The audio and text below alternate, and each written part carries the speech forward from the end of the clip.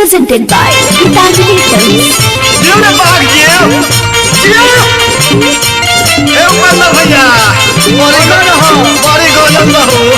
बड़ी लोग बात है देखो दोहा कटर से गणेश जी चलल बारे। क्या बात है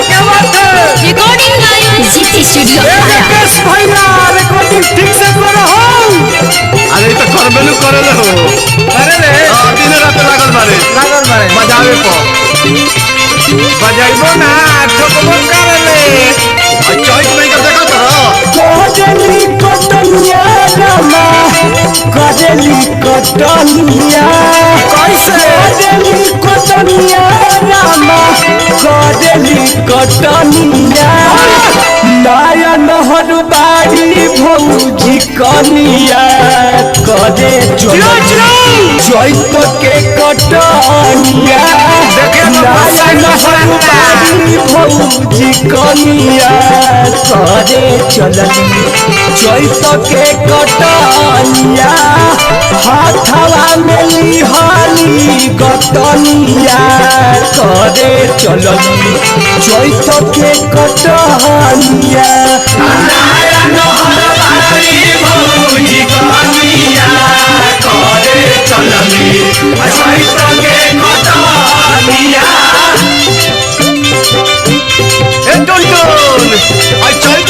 भौजी के हो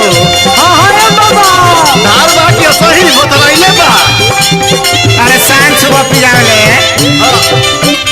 ए नंदी ड्राइवर खर्चा सीमेंट के लगाई करबो आई नहर पाछू द के काटी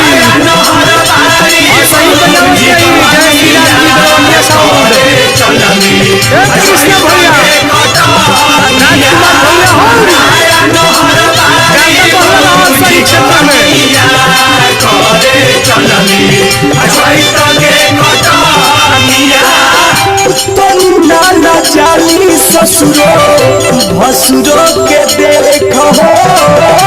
कमर में लपेट लेली साड़ी के पलेट हो साड़ी के पलेट हो साड़ी के पलेट हो तनु नाना चाली ससुरो भसुरो के देखी हो कमर में लपेट लेली साड़ी के पलेट हो अचर के बनावेली ओढ़निया करे चलनी चैत के कटनिया भौजी कनिया करे चलनी चैत के कटनिया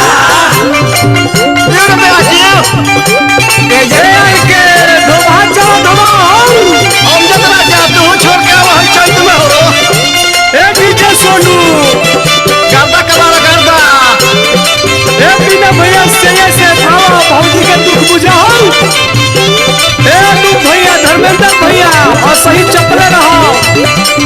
डाउनलोडिंग करत रहो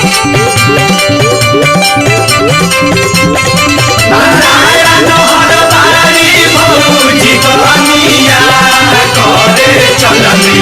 अछैत के कटनिया होते भी मुसाद हसुआ ले ली हाथ में सतुआला चाँद भौजी राखेली साथ में राखेली साथ भौजी राखेली साथ में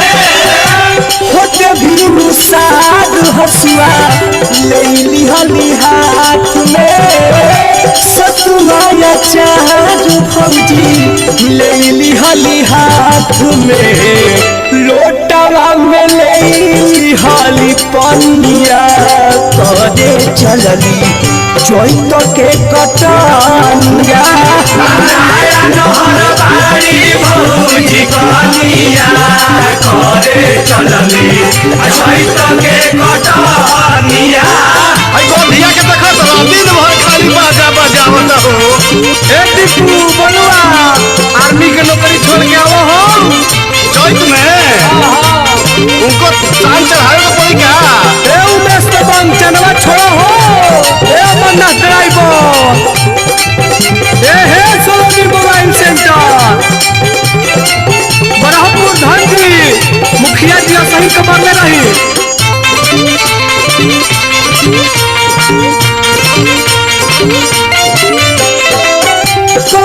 मोटर चालवा छूरा गईले बेसी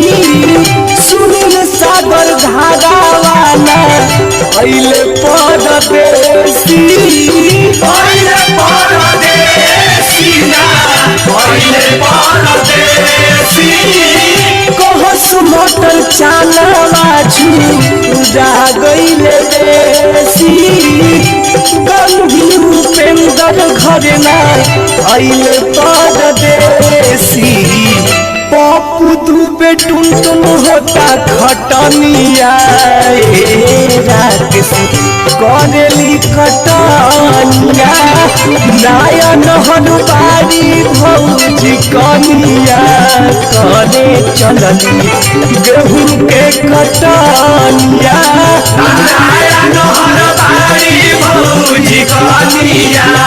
करे चलनी चैत के